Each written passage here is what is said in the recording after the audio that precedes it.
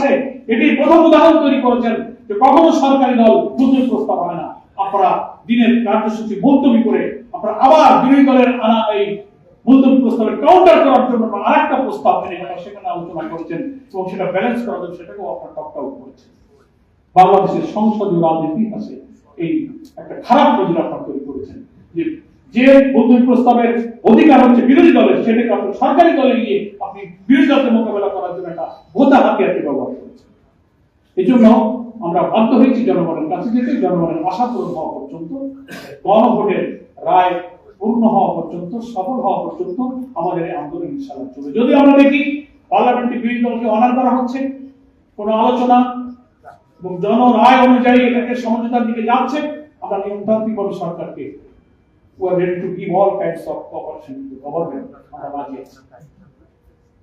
কিন্তু ঠেলে দেবেন না। এত রক্তের পরে একটা শান্তিপূর্ণ সহ অবস্থান, সহমর্মিতা, পলিটিক্যাল ডেমোক্রেটিক কালচার, সন্ত্রাস মুক্ত, ভায়োলেন্স মুক্ত, বৈষম্যহীন মানবিক বাংলাদেশের জন্য আমাদের তারুণ্যের যে শক্তি রক্ত দিয়েছে সেই দিকে কিন্তু আবার ফেলে দিবেন না, এটা আমরা সরকারের কাছে আবেদন জানাচ্ছি।